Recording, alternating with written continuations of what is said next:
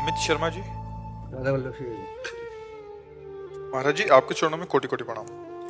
महाराज जी, जिस प्रकार आपने इस अधम के सारे दुराचार जैसे शराब, व्यभिचार, जुआ, चोरी आदि सारे गंदे कर्म छुटा दिए, आपको गुरु मान के ही सब छोड़ने का संकल्प हो गया।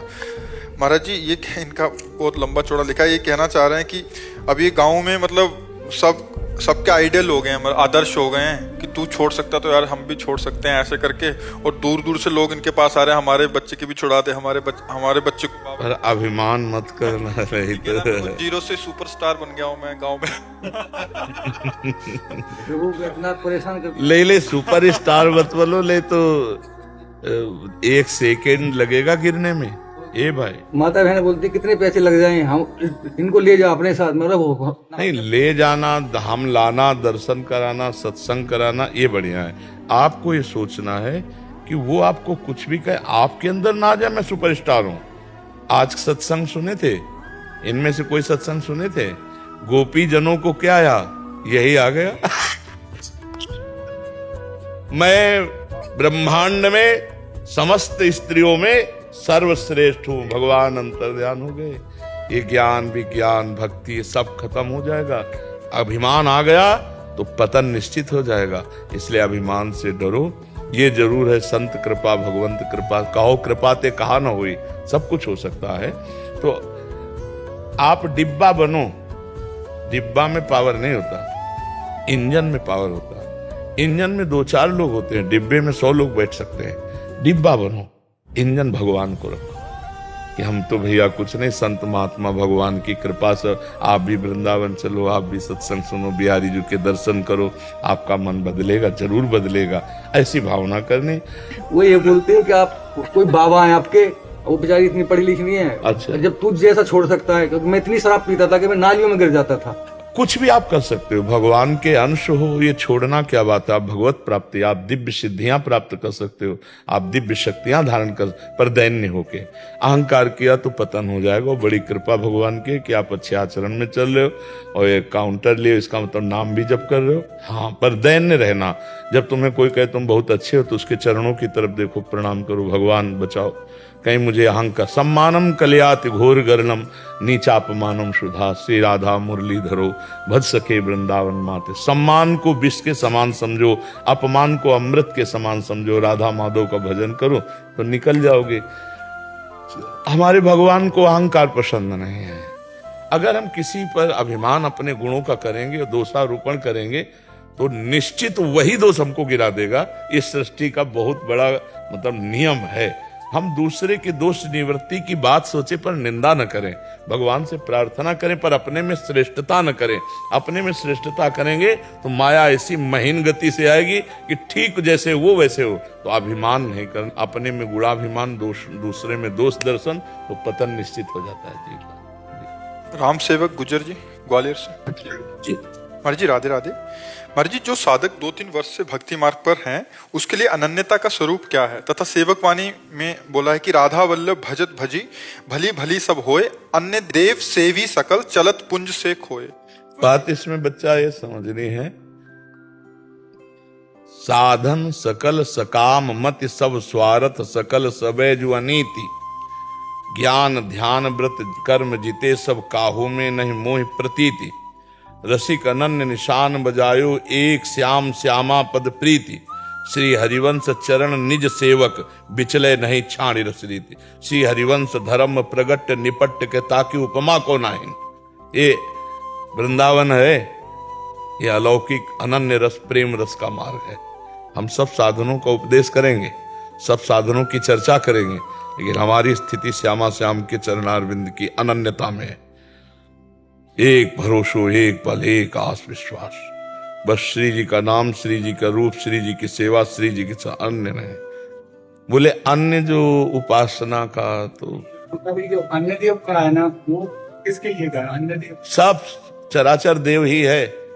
रसिक अनन्य निशान बजायो एक श्याम श्यामा पद प्रीत। अगर हम आपकी तरफ देखकर प्यार भरी दृष्टि से देखेंगे तो चिद चिल लक्षणम सर्वम राधा कृष्ण मयम जगत, मेरे प्रिया प्रीतम आपके हृदय में विराजमान है। बस इस भाव से देखेंगे, चाहे किसी मंदिर में हो चाहे कहीं भी ले चलो, सब जगह प्रणाम नमस्कार करेंगे, लेकिन हमारी दृष्टि में यही रहेगा मेरे राधा वल्लभ लाल ही ये बने बैठे हैं और कोई नहीं। समझ रहे?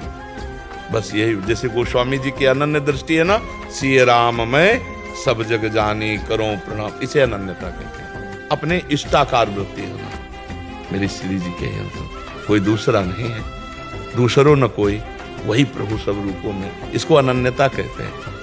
अब अपने इष्ट के सिवा और कुछ तो फिर वो अनन्यता में बाधा आ जाएगी ना।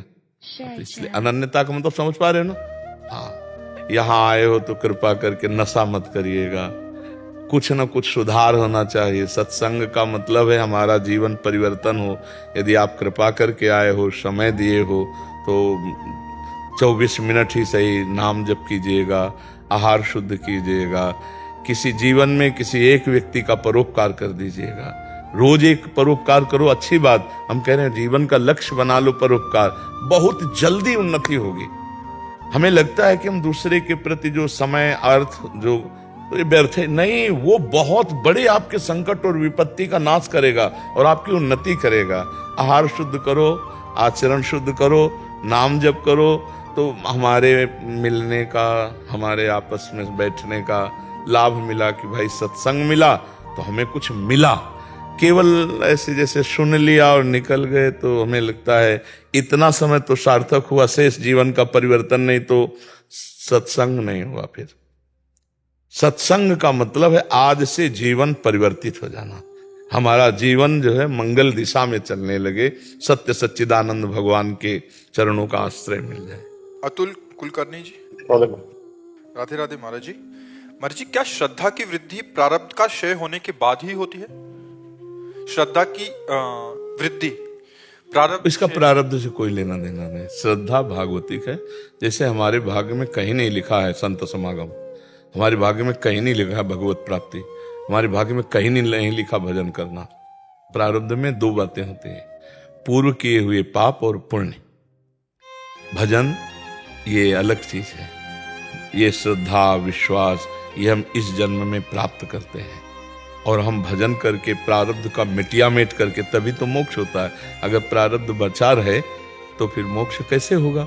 और प्रारब्ध में दो ही बातें हैं, पाप और पुण्य, तीसरी बात है नहीं। दो ही से प्रारब्ध बनता है, सुख और दुख, और वही सुख दुख हम चाहे भजन करें चाहे ना करें। बिल्कुल जैसे कोई भी व्यक्ति दुख नहीं चाहता, ना दुख के लिए प्रयास करता है, पर उसे दुख भोगना पड़ता है, ऐसे ही सुख के लिए भी, लौकिक सुख के लिए आप बिल्कुल प्रयास न करें तो भी आपको सुख भोगना पड़ेगा, क्योंकि वो प्रारब्ध में है। लेकिन भगवत प्राप्ति, धामवास, वैराग्य, ज्ञान, योग ये प्रारब्ध में नहीं लिखा है। ये विवेक के द्वारा होता है, विवेक सत्संग के द्वारा होता है। सत्संग भगवान की कृपा से मिलता है। तो मानव देह का मिलना, सत्संग मिलना, ये भगवान की कृपा का प्रतीक है। अब सत्संग से हम अपने आप को बढ़ाएं, श्रद्धा विश्वास शास्त्र वाक्यों पर, संत वाक्यों पर, तो अपने जीवन को ज्ञान प्रकाशित कर लें तो कभी कोई गांठ ही नहीं लगी थी। जड़ चेतन ग्रंथि पड़ गई, यद्यपि मृषा छूटती कठिनाई। तो हमारी श्रद्धा और विश्वास का प्रारब्ध से कोई लेना देना नहीं। हाँ, बुद्धि अगर खराब है तो श्रद्धा विश्वास टिक नहीं पाएगी, वो दर्शन गलत हो जाएगा, दृष्टि का दर्शन गलत हो जाएगा। मतलब जैसे हम कहीं जाते हैं तो हमारे जितने भाव होते हैं वैसे हमें दर्शन होता है। जैसे हम भाव में भरे हो कि आज तो भगवान के भक्त के दर्शन होंगे, कितनी भगवान ने कृपा की, तो आपको आते ही रोमांच हो जाएगा, आपको एकदम एक अलौकिकता अनुभव में आएगी। अगर ये कि साक्षात भगवान बैठे इस रूप में, आपको वैसे ही आभा आएगी।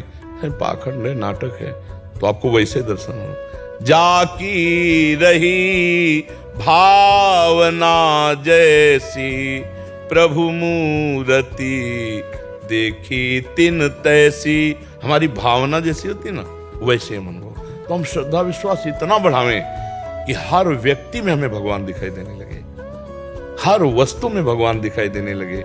सर्वम खलमिदम ब्रह्म, हर जगह भगवान दिखाई देने लगे। अभी हमारी श्रद्धा बहुत छोटी है, इसको बढ़ाएं। सत्संग के द्वारा, भजन के द्वारा, पवित्र आचरण के द्वारा श्रद्धा बढ़ती है और भ्रष्ट आचरण, कुसंग इससे उड़ जाती है। ये कपूर की तरह होती, खुला छोड़ दो उड़ जाएगी। श्रद्धा को गुप्त रखो और बढ़ाते रहो। यही श्रद्धा विश्वास बढ़ गया तो अनुभव हो जाएगा। बंदे वो क्या, भवानी शंकरो वंदे श्रद्धा विश्वास रूपिणो याभ्याम बिना न पश्यन्ते सिद्धा स्वांता स्तमीश्वरम। बिना श्रद्धा विश्वास के भगवत मार्ग में आगे नहीं बढ़ा जा सकता। बिन विश्वास भगति नहीं, ते बिन द्रवहि न राम, राम कृपा बिन सपने जीव न लह विश्राम। तो विश्वास तभी होगा जब श्रद्धा पुष्ट होगी। श्रद्धा से विश्वास, विश्वास से भगवत प्राप्ति। क्योंकि विश्वास है हर जगह भगवान है, विश्वास है हमारे ऊपर भगवान की बड़ी कृपा है, विश्वास है कि भगवान के नाम से सब कुछ हो जाएगा, आनंद हो जाएगा। विश्वास नहीं तो फिर भटकना पड़ता है। यहाँ का सत्संग सुनो, 4 जगह का और सुनो, अब 5 जगह की बातें मिलाई तो मिल नहीं रही, लगा सब मतलब वो एक दिमाग में अगर विश्वास है तो एक ही जगह की बात पकड़ लियो, चल दिया तो मंजिल मिल गई। हित ध्रुव जो विश्वास है तब वहीं सुधरे बात, न तुर माया पंथ में फिरे जो टक्कर खात। विश्वास है तो भगवत प्राप्ति है, विश्वास नहीं तो भगवत प्राप्ति नहीं। मतलब 1 मिनट में भगवत प्राप्ति है विश्वास में। एक गांव में मांगने जाने वाले जैसे होते ना, मांग कर अपना बेच बाच के काम चलाते हैं अन्नादि, तो गांव के बाहर एक सरोवर था, वहां नहाया, अपना ऐसे तिलक रचना की, साधु का वेश रखा और देखा कि गांव के गाय चराने वाले लोग देख रहे, थोड़ा नाटक किया ऐसे ऐसे। तो एक सीधा 9 किशोर बच्चा था, वो आया, बोला महाराज जी ये क्या कर रहे हो? तो बोले इससे भगवान के दर्शन होते हैं। अच्छा, भगवान के दर्शन होते हैं? और वो तो चले गए गांव मांगने, और वो वैसे ही नहाया, स्नान किया और वहां की रज ली, वैसे चिन्ह बनाए जैसे तिलक के चिन्ह बनते हैं, और पूरी नाक दबा ली। और अंदर भाव चल रहा है कि महाराज जी ने कहा भगवान के दर्शन होते हैं। वो कोई योगी तो है नहीं कि मिनट 2 मिनट 4 मिनट प्राण, और वो असलियत में बन के वो तो नाटक कर रहा था। श्री कृष्ण कहो सो कहां जा प्रभु ने, तो भावना देखते ना, तत्काल सामने श्री कृष्ण हाथ हटाए, प्राण त्यागेगा क्या? देखा तो ऐसा किसी को देखा नहीं था, इतने सुंदर प्रभु उसी अवस्था के। उनका तुम कौन हो? तो उनका मैं भगवान हूं, तुम भगवान के दर्शन करना चाहते थे ना? तो बोले मैंने तो देखा नहीं कभी भगवान को, मेरे गुरु जी देखे, वो आके बता देंगे कि आप ही हो भगवान, तो फिर हम मान लेंगे। तो उनका तुम्हारे गुरु जी हजारों जन्मों में भी हमारी छाया भी नहीं छू सकते। उनका देखो हमारे गुरु की निंदा ना करो। जिनके बताए हुए मार्ग से 1 मिनट में आप कह रहे हो कि मैं भगवान हूं, वो पाखंडी कैसे हो सकते? हमारे गुरु जी कह देंगे तो हम मानेंगे, नहीं तो तुम जाओ, हम अपनी साधन। भगवान ने कहा नहीं, तुम लिवा लो अपने गुरु जी को, मैं यही हूं। तो कहा कि नहीं, और ग्वारिया था, उसने कहा तुम चतुर भाग सकते हो। बोले फिर बोले हम अपने अंगूछा से इस पेड़ में तुम्हें बांध के जाएंगे। भगवान को पेड़ में बांध, भक्त आधीन, प्रेमाधीन भगवान। वो दौड़ के गया तो मांग रहे थे आटा चावल ऐसे। तो उनका गुरु जी भगवान आए हैं, आप जैसे ऐसे कर रहे थे, हमने किया, भगवान आ गए। चलो आप केवल ये बता दो चलकर कि यही भगवान है। हाँ वही होंगे। अब वो मतलब उसको भगवान से मतलब ही नहीं था। कुछ लोग ऐसे हैं कि इस वेश को धारण किए बिल्कुल मतलब नहीं, पाई भर भगवान से। शराब पीना, गंदे आचरण करना, सब मतलब केवल पाखंड कोरा, मतलब कैसे बताए, बड़ा विचित्र खेल है। ये वेश ऐसा है कि कुछ भी चुप जाता है। अब वो उनको जब हट किया तो उन्हें लगा कि कहीं 4 लोग हमारी बात ना समझ जाए, तो उसने कहा चलो नजदीकी सरोवर, वहां गए, तो देखो उस पेड़ में बहुत, उनको केवल अंगूछा दिखाई दिया। तो उन्होंने कहा हाँ यही भगवान। बोले सच्ची गुरु जी? तो बोले बेटा तुमसे सच्ची बताएं, और ना हम कुछ योग कर रहे थे, तुम अच्छे बच्चे हो, हमें केवल अंगूछा दिखाई दे रहा है। तो उन्होंने भगवान से कहा कि यदि आप भगवान हो तो मैं आपसे हाथ जोड़ता हूं, जिनकी कृपा से मुझे तुम मिले उनको दर्शन दो। भगवान ने उनका ज्ञान हरण किया, जे ही दर्शन दिए, उस दिन से वो सच्चे बन गए। श्रद्धा का विषय देखो, 1 मिनट में भगवत प्राप्ति होने, प्राण निकल जाते हैं ना। बच्चा हट करके पकड़ लिया कि गुरुजी ऐसे कर रहे थे, भगवान के दर्शन हो, हम बात मान लें तो शिष्य की कृपा से गुरु को भगवत साक्षात्कार हुआ, उसकी श्रद्धा से उसको भगवत साक्षात्कार हुआ, लेकिन शिष्य की कृपा से गुरु को भगवत साक्षात्कार हुआ। तो हमारी श्रद्धा और विश्वास जितना बढ़ता जाए इस मार्ग में ज्यादा तर्क वितर्क बौद्धिक स्तर से जब हम देखेंगे तो नहीं देख पाएंगे, क्योंकि जो बुद्धि का प्रकाशक है वो श्रद्धा विश्वास से आता है पकड़ में। बुद्धि कितनी पकड़, ब्रह्मा की पकड़ में नहीं आता, तो ब्रह्मा ने हमारी खोपड़ी बनाई। जिसने सरस्वती को बुद्धि दी है वो है भगवान, वो है परमात्मा। तो आप विचार करके देखो कि हमारी बुद्धि कितनी है, बहुत छोटी है। अगर पूरे ब्रह्मांडों में कितनी बुद्धि होगी, तो सब बुद्धि के मालिक भगवान है। सबकी बुद्धि में सरस्वती जी ही तो दे रही अंश अंश से। या देवी सर्वभूतेषु बुद्धि रूपेण संस्थिता नमस्तस्यै नमस्तस्यै नमस्तस्यै नमो नमः।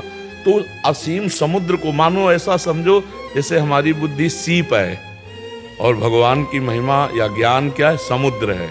भला सीप में समुद्र कैसे समा सकता है? समुद्र में सीपी तो डूब जाएगी, लेकिन सीपी में समुद्र नहीं है। सीपी समझते ना, समुद्र के किनारे हुए कैसे होते, तो ऐसे ही हमारी बुद्धि है। तो उस परमात्मा को कैसे, तो हम श्रद्धा विश्वास करें तो परमात्मा में हमारी बुद्धि डूब जाएगी। समझ रहे हैं? हमारी बुद्धि ज्ञान समुद्र में डूब जाएगी, ज्ञानमय हो जाएगी, कृष्णमय हो जाएगी बुद्धि। तब उससे अनुभव होता है। तर्क विवाद से तो बौद्धिक स्तर से लड़ाई झगड़े होते रहते हैं, तो दोनों गंवार हैं, दोनों को ज्ञान नहीं। क्योंकि जो उत्तम है वो दोनों में विराजमान है, जो नीच है वो दोनों में विराजमान है। क्या नीच है? अज्ञान। उत्तम क्या है? ज्ञान। नहीं, तत्व तो एक ही है।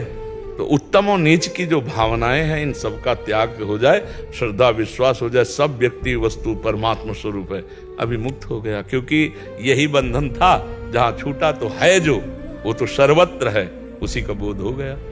समझ पा रहे आप? दीपक जी फतेहपुर से। राधे राधे महाराज। राधे राधे महाराज जी। महाराज जी, हमारे कर्मों के कारण जो दूसरों के कर्म बिगड़ते हैं, क्या उसका फल भी हमें भोगना पड़ता है? कैसे? हमारे कर्मों के कारण दूसरों के कर्म बिगड़ते हैं, कैसे? महाराज जी, अगर हम कुछ गलत करते हैं तो आवेश में आकर वो भी अगर मतलब कि कुछ गलत कर देता है तो उसके कर्म बिगड़ गए फिर। लेकिन उसका विवेक अगर काम कर जाए, बुद्धि काम कर जाए और अपने को बचा लेना चाहे तो बचा सकता है। तुम किसी के कर्म बिगाड़ नहीं सकते हो, तुम अपने ही कर्म बिगाड़ सकते हो। वो अपने को अगर बिगाड़ना चाहे तो बिगाड़ सकता है। वो आवेश में अगर आता है तो अज्ञानी है। समझ रहे हैं ना? तो आपको जो जितना भी आप कुछ करेंगे वो आप अपने लिए ही करेंगे। आप समझ रहे हैं? आप अगर दूसरे को अमृत पिलाते हैं तो उसका परिणाम भी आपको अमृत ही मिलेगा। दूसरे को विष पिलाते हैं तो आपको परिणाम भी विष मिलेगा। वो आपका ही कर्म है, आपका ही है। अगर आप दूसरे को पीटते हैं, वो दुखी होता है, वो क्रोधित होता है, तो उसका कर्म नहीं बिगड़ता है, उसका सारा कर्म आपका बिगड़ रहा है। समझ रहे हैं? वो व्यथित हो रहा है, वो दुख। इसीलिए कहा जाता है परोपकार करो, दूसरे को दुख न पहुंचे ऐसी वाणी बोलो, दूसरे का अहित ना हो ऐसे कर्म करो। मानव जीवन बहुत सुंदर जीवन है, पशु जीवन थोड़ी नहीं। पशु जीवन में जब जहाँ जैसे प्रारब्ध हुआ वैसा वहाँ कर होता है, उसमें विवेक नहीं, बुद्धि नहीं। मनुष्य जीवन विवेक प्रधान है। इसमें हम अपने को भी पावन करें और दूसरों को भी सुख पहुंचावें। तो हमें लगता है कि मनुष्य कुछ भी करे, अगर जैसे मानो इसको गाली दिला दूंगा, गुस्सा दिला के, तो इसका अहित हो जाएगा तुम्हारे। मान लो जैसे इस सिद्धांत से वो उसका गुस्सा होना, उसका गाली देना और तुम्हारा ये संकल्प सिर्फ तुम्हें बाधा पहुंचाएगा, उसके ऊपर लागू नहीं होगा। क्योंकि आपने संकल्प करके किया, ईश्वर देख रहा है ना। आपने जो अगर ये है कि मैं इन चार को सुख पहुंचाऊं, फिर भी वो गाली देते हैं, तो आपको परम सुख मिलेगा और उसको दंड मिलेगा, क्योंकि वो अपना कर्म कर रहा है आपके द्वारा। हाँ, तो यहाँ ये देखना है, हमारे द्वारा किसी का अहित न हो, किसी का अमंगल न हो। हम ऐसे कर्म करें और दूसरों को सुख पहुंचाएं और नाम जप करें।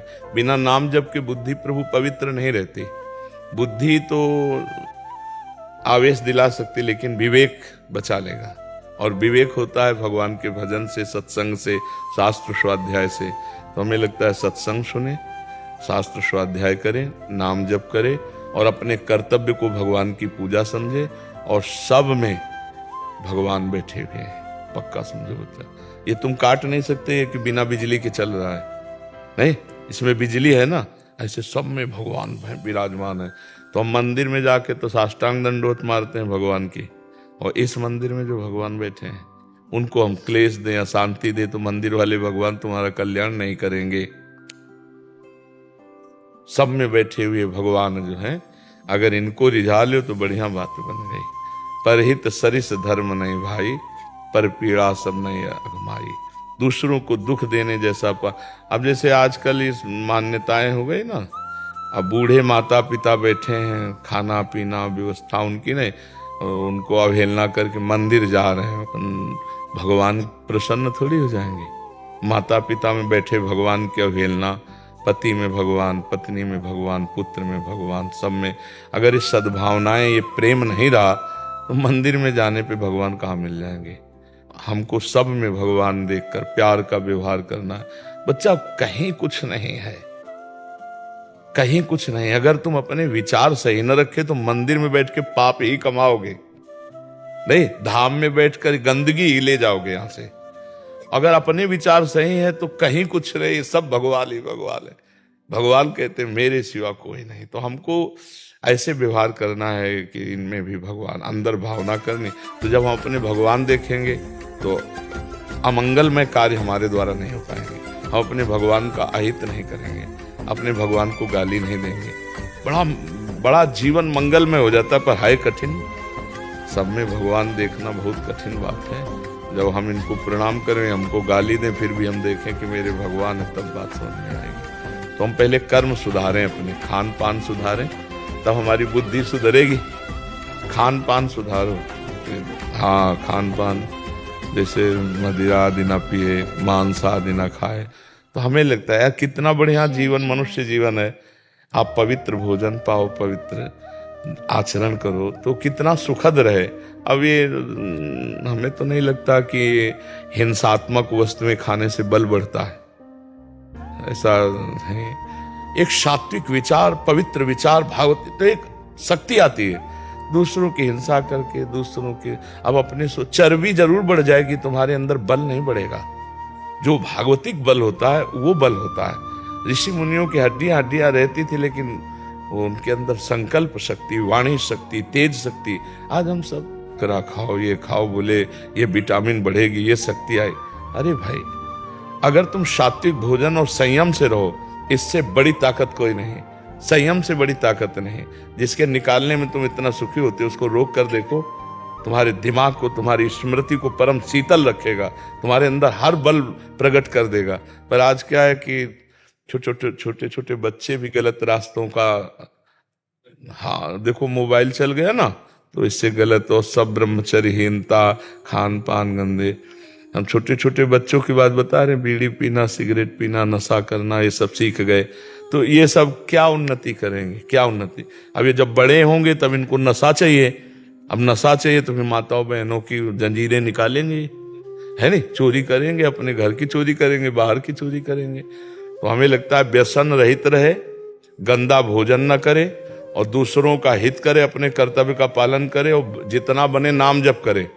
इससे बढ़कर कोई साधन ही नहीं। फिर तो बैरागी संतों के लिए है कि भाई 8 घंटे पद्मासन में बैठ जाओ, 10 घंटे। ये गृहस्थों के लिए नहीं, गृहस्थों के अपने कर्तव्य की पूजा है। समझ रहे आप? अरुणिमा जी,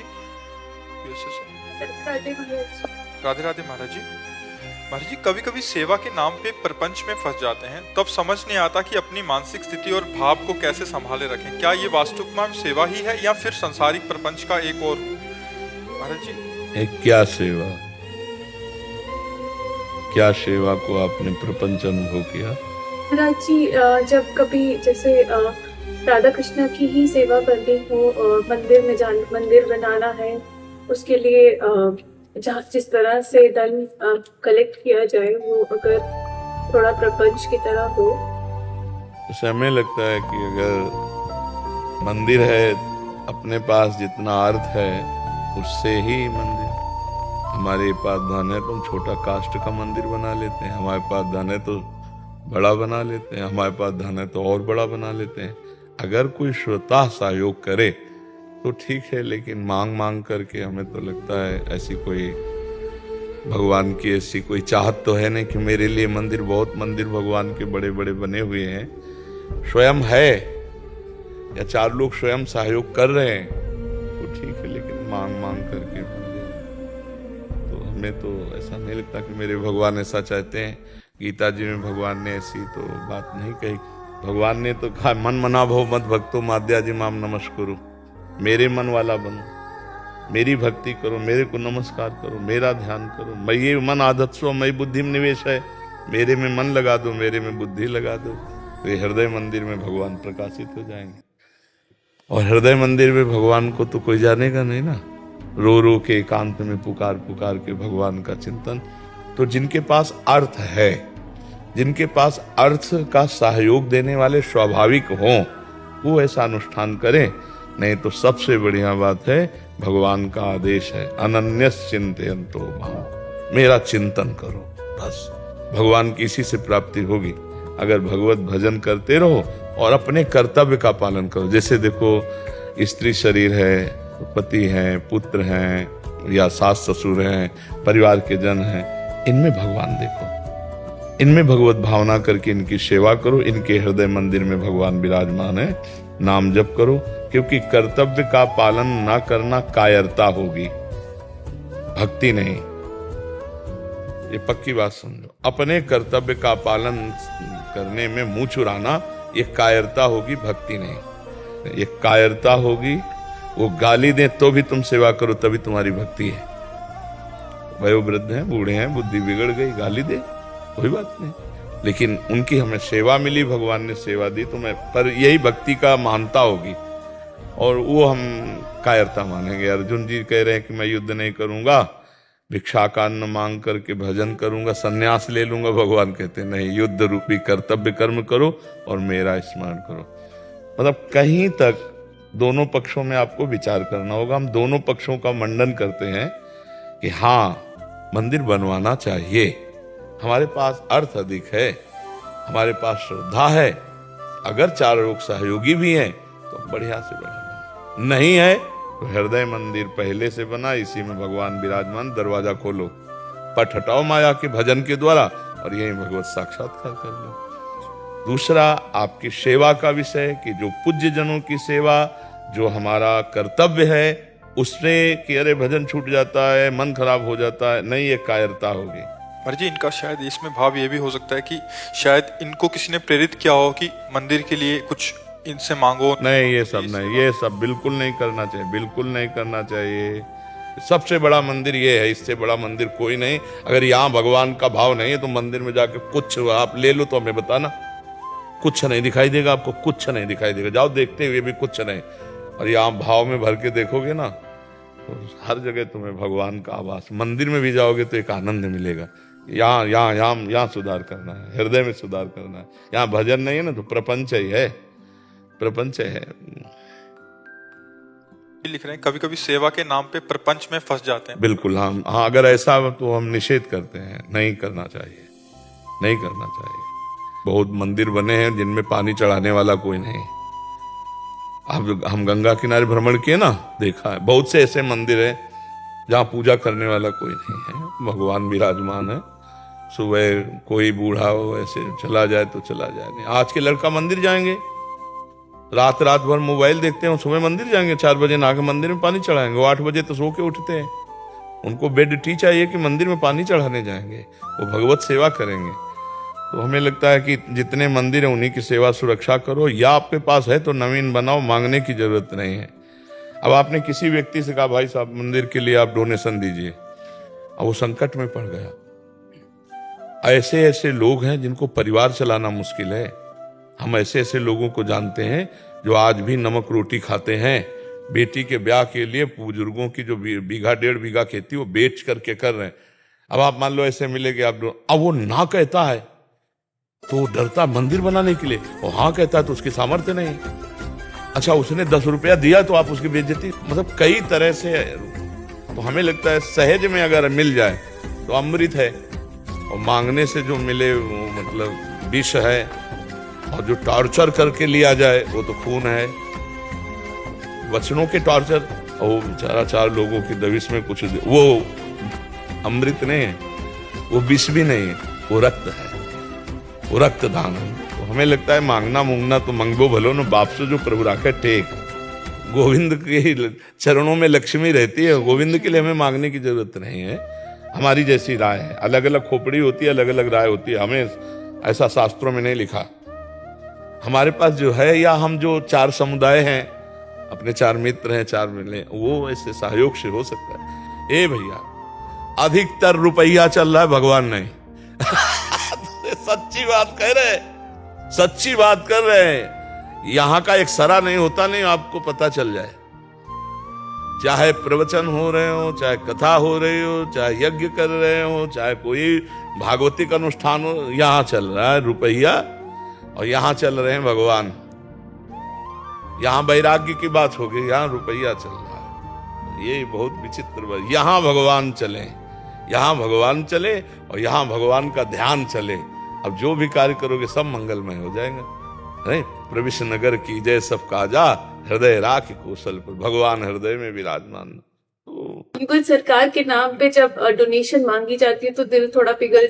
नहीं, कई ऐसे गृहस्थ जन आए जो बहुत पीड़ित हुए हैं और वो बेचारे की अतिथि वापस न जाओ, हाथ जोड़ रहे, महाराज जी हमसे 1100 ले लो, हम आपको 21,000 नहीं दे पाएंगे। नहीं, रख लो अपने 1100, फिर देखना परिणाम क्या होगा। और वो बेचारा गृहस्थ आदमी होगा। पर जो पीछे पड़ जाते हैं फिर क्या कर, पीछे पड़े तो क्या कर जाएं? अरे दरवाजा बंद करके किसी की तरफ देख। जिसकी इतनी सामर्थ्य है कि तुम्हारा बिगाड़ सकता है तो बना नहीं सकता, वो अपना नहीं बना लेगा। मर्जी उनका श्राप भी नहीं लगेगा। नहीं, उनके श्राप उन्हीं के लगेगा जाके। हम इतना जरूर कहते हैं कि सब गृहस्थों को या किसी को भी तुम्हारे दरवाजे कोई आवे तो पहला स्वागत राधे श्याम, दूसरा आप जल पिएंगे, आप जल वहीं दरवाजे के बाद आप जल पिएंगे, नहीं तो आप भोजन कहें तो बनवा दें, नहीं हमें तो रुपया, हमारी श्रद्धा नहीं, सिटकी नहीं लगाओ, कहीं कोई अमंगल नहीं होने वाला, चाहे कितना भी बड़ा कोई सिद्ध आ जाए। आप समझ, 3 आदर आपने कर दिए। पहला आदर आपने वचन का, प्रणाम नमस्कार, दूसरा उनके लिए जल और तीसरा भोजन। इसके बाद आपकी श्रद्धा। आपका मन आए 5 रुपया दे दो, आपका मन आए बिल्कुल मत दीजिए, तो शास्त्रीय सिद्धांत से आपका अपराध नहीं माना जाए।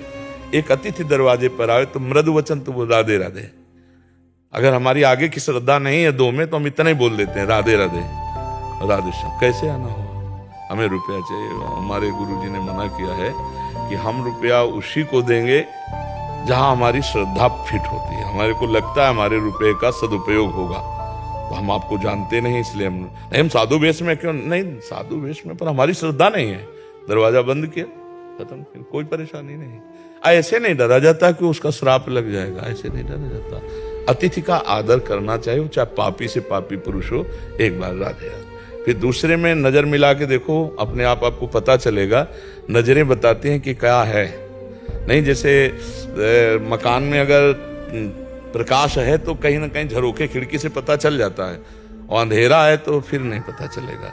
तो ऐसे यदि आप थोड़ा भी धर्म का आदर करते हो तो आपकी दृष्टि में पता चल जाएगा फ्रॉड की धर्मात्मा है, सही बात मांग रहा है या करना। ऐसा बहुत तरह के होते हैं। तो अब हमारा पैसा मेहनत का और वो शराब में जाए तो नुकसानदायक है ना। इसलिए पात्र को पैसा, हम अपने सब जनों से प्रार्थना करते हैं, पानी, भोजन, और ठंडी लग रही है, आदमी ठंडा रहा है, वस्त्र, बिना पूछे आप उसका ये कर सकते हो, किसी की जानकारी की जरूरत नहीं। कुत्ते को भी आप भोजन दे सकते हो, पशु पक्षी को दे सकते हो, तो मनुष्य को क्यों नहीं दे सकते? भोजन पाओ, पानी पियो। अगर ठंडी लग रही तो हम अपना कुर्ता उतार के तुम्हें दे देंगे, बस। अब इसके आगे बुद्धि की जरूरत है। अगर हम 10 रुपया देते तो मेरे 10 रुपया का प्रयोग कहाँ होगा, ये बात देखनी है। अगर भगवान की बात रहे कि भगवान के लिए तुम क्या करते थे, मेरा पर्सनल डिपार्टमेंट है, इसकी हम तुमसे मोहर लगवाने के लिए नहीं है कि आपको वाह भगत। ये हमारा पर्सनल डिपार्टमेंट है कि भगवान, तुम क्या जानते हो, घर परिवार जीवन सब कुछ भगवान को समर्पित है। इसका मतलब तुम्हारे नाम थोड़ी कर दें। बात समझना, जैसे कोई कहे कि तुम्हारी भगवान पे क्या श्रद्धा है, कोई श्रद्धा नहीं, तो तुम्हें नोट दे तो श्रद्धा है, इसके अलावा श्रद्धा ही नहीं है।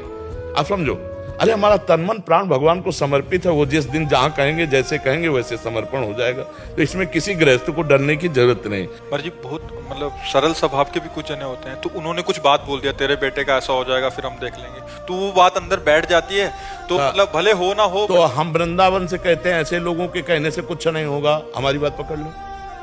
हम वृंदावन से कहते हैं, अगर वो ऐसे लोग कह रहे हैं कि तुम्हारा कुछ अनिष्ट हो जाएगा, तो हम वृंदावन से बैठे कह रहे हैं कि तुम्हारा अनिष्ट ऐसे लोगों के कहने से नहीं होगा। अब एक कह रहा है, दूसरी बात मान लो, बात मान, क्योंकि हम सिद्धांत की बात कह रहे हैं। को ना काहू के सुख दुख कर दाता, निज कृत कर्म भोग सुन भ्राता। कोई ऐसे कहते जा ऐसे ऐसे तब होता है जैसे नंग धड़ंग मदिरापान किए हुए अलकनंदा गंगा में कुबेर के पुत्र खड़े हैं। देवर्षिनाथ जी ने देखा भगवान कुबेर के पुत्र होकर ऐसा अभद्र व्यवहार, तो इन दुष्टों को दंड मिलना चाहिए। तो कहा जा वृक्ष हो जा। जब चरणों में गिरे तो बोले फिर वृक्ष बनो, तो नंदालय के बनो जाके, और नंद नंदन की प्राप्ति। ये अहित हुआ क्या? नंद भगवान से मुनिन को क्रोधो मुक्ति दाता। ए डरो मत। हम ये कह रहे हैं जो धर्म से चलते हैं, जो भगवान में अपने चित्त को लगाए हैं, वो ऐसा कह ही नहीं सकते। भगवान के भक्त ऐसा नहीं, तुम उनको मारो तो भी तुम्हारा अनिष्ट नहीं होने देंगे। करत जे अनसहन निंदक तीनों पे अनुग्रह। ठाकुर हरिदास जी के कोड़े मार रहे हैं, चमड़ा उधिल रहा है, और वो बोला हरि बोल कहता है। तब मुख वैसे करके कहा भैया तेरा भी कल्याण हो गया। 2 बार हरि बोल बोला, अब तेरा भी कल्याण। ये है भक्त स्वरूप। ये नहीं कि रुपया नहीं दोगे तो। मारने वाले पर, अनिष्ट करने वाले पर भी अनिष्ट बुद्धि नहीं होती संतों की, भक्तों की। ये ऐसे इसीलिए हम कह रहे हैं कि ये हम वृंदावन की भूमि से कह रहे हैं मत डरो। हम ये कहते हैं श्रद्धा और विश्वास पूर्वक भोजन पानी वस्त्र औषधि किसी को भी जरूरत हो, आपको भगवान ने अगर दिया है तो सहयोग कर दो। गौ सेवा है और भी भगवान की।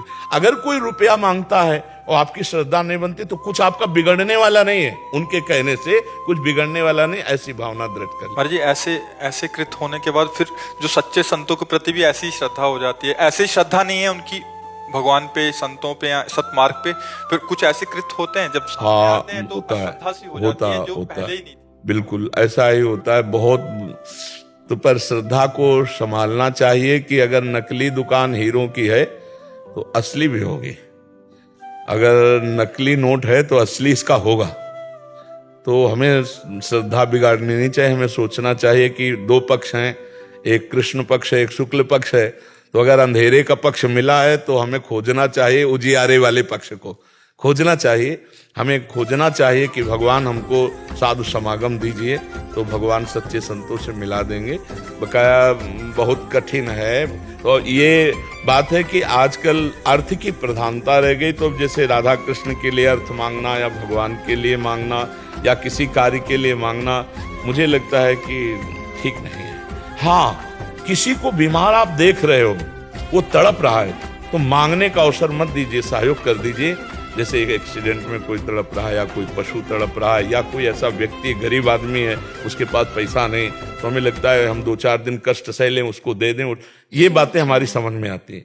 ये बातें हमारी समझ में नहीं आती हैं कि वो मतलब उसके लिए धन हम एकत्रित करें। वो तो हमारे पास हो तो बना लेना चाहिए, भगवान जितना दे उतना बना लेना चाहिए। लोगों को पीड़ा नहीं पहुंचानी चाहिए। ऐसे में फिर भाव में कमियां आती हैं। तो अब नहीं दे पा रहा तो जल रहा है, दे पा रहा तो परेशान हो रहा है, थोड़ा समझना चाहिए। तो महाराज जी की आपकी कृपा बनी रहे हमारे सबके ऊपर। आपको ये साधन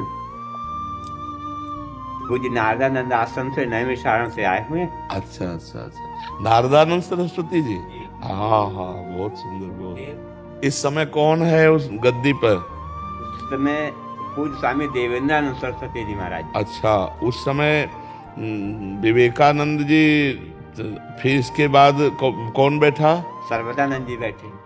अरे फिर अब देवेंद्रानंद जी। अच्छा, एक सर्वेश्वरानंद नाम के थे, मेरे गुरुदेव थे वो। अच्छा, पधार गए क्या? जी जी। अच्छा, बहुत समय हम और वो साथ रहे गंगा के किनारे जब भ्रमण किए स्वामी श्री सर्वेश्वरानंद जी महाराज। हमारे गुरुदेव थे। अच्छा, नाम संकीर्तन महाराज जी चल रहा है आश्रम में आपकी कृपा से। बहुत हमको ऐसा पुरानी स्मृति जागृत हो रही है। हाँ, सर्वेश्वरानंद जी महाराज बहुत अच्छे ज्ञानी संत थे। जी जी। बहुत अच्छे ज्ञानी महात्मा थे। बहुत उनसे कृपा मिली हमें, उनके संग रहे, बहुत कृपा मिली। योग वाशिष्ठ पर चर्चा होती थी। स्वामी जी जब गंगा किनारे किनारे, तो हम भी गंगा किनारे भ्रमण करते थे, तो वहां से लेके घटिया घाट तक साथ गए थे। घटिया घाट से फिर वो यहाँ नैमिषारण्य के लिए मुड़ गए थे, हम आगे चले गए थे। योग वाशिष्ठ उनका महाराज जी मेन ग्रंथ ही था। हाँ, योग वाशिष्ठ का। और बहुत सुंदर समझाते थे। प्रणाम है हमें ऐसे महापुरुषों पर। अब ऐसे महापुरुष धीरे धीरे अंतर ध्यान होते जा रहे हैं। कब अंतर ध्यान हुए थे? सन 2000 महाराज जी 14 में। 10 साल 10 साल।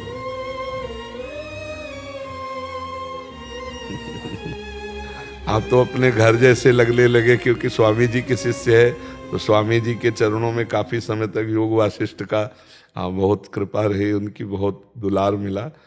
बस भगवत आश्रित रहिए, अपने स्वरूप में रहिए, यही कृपा है गुरुजनों की है कि जो स्वरूप का योग वासिष्ठ को आप स्वाध्याय करते हैं। ये स्वाध्याय तो नहीं कर पाते हैं महाराज जी, नाम संकीर्तन करते हैं। चलो नाम में ही लगे रहो, वो सब करवा देगा, नाम में बड़ी सामर्थ है।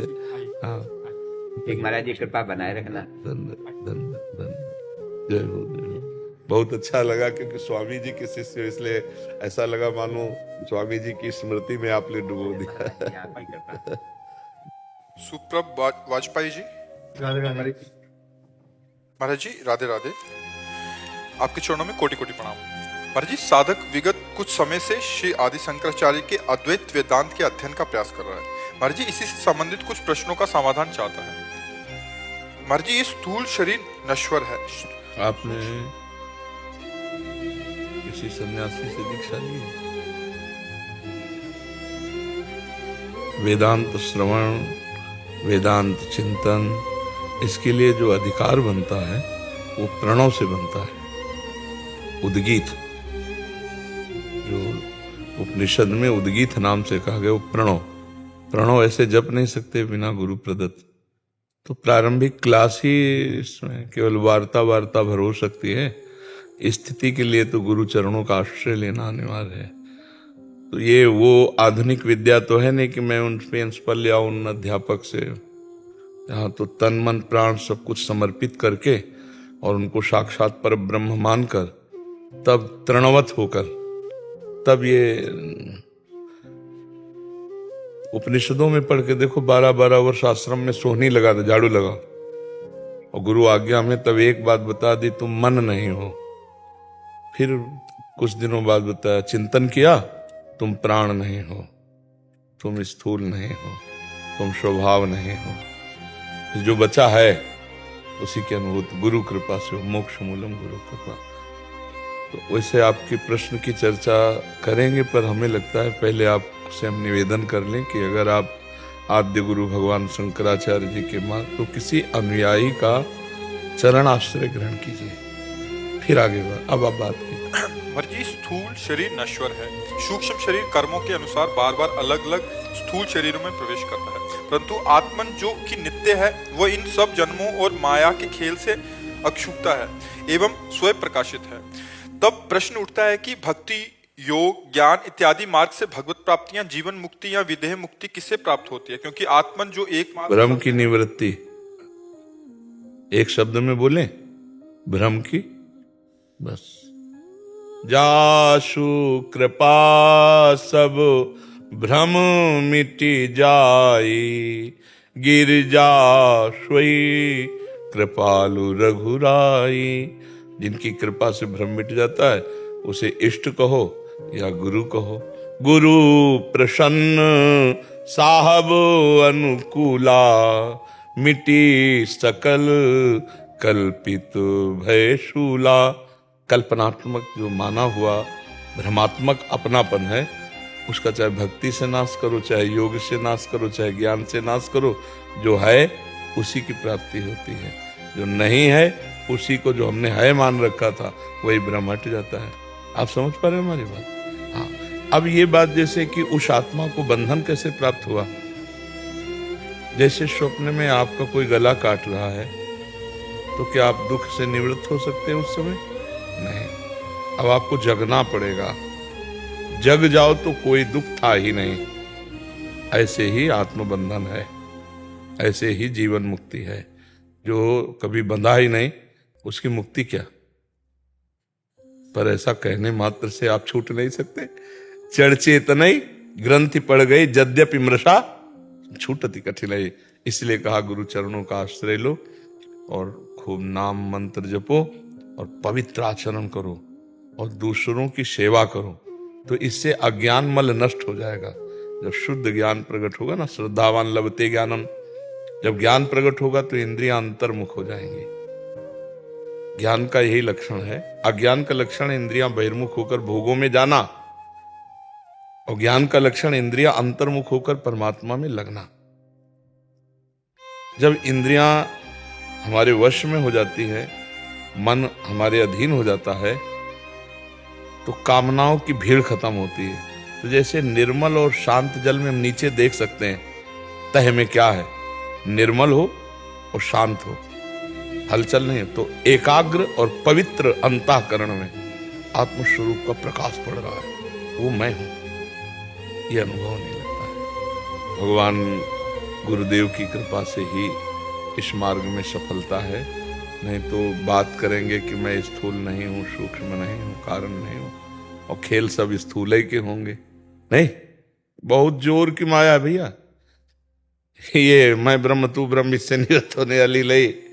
खूब नाम जप करो, परोपकार करो, भगवान के आश्रित हो जाओ, चाहे गुरु के आश्रित हो जाओ, तो बेड़ा पार हो जाएगा। आदि गुरु भगवान शंकराचार्य जी से पूछा शिष्यों ने, अपार संसार समुद्र मध्य मज्जतों में शरणम किमस्ति।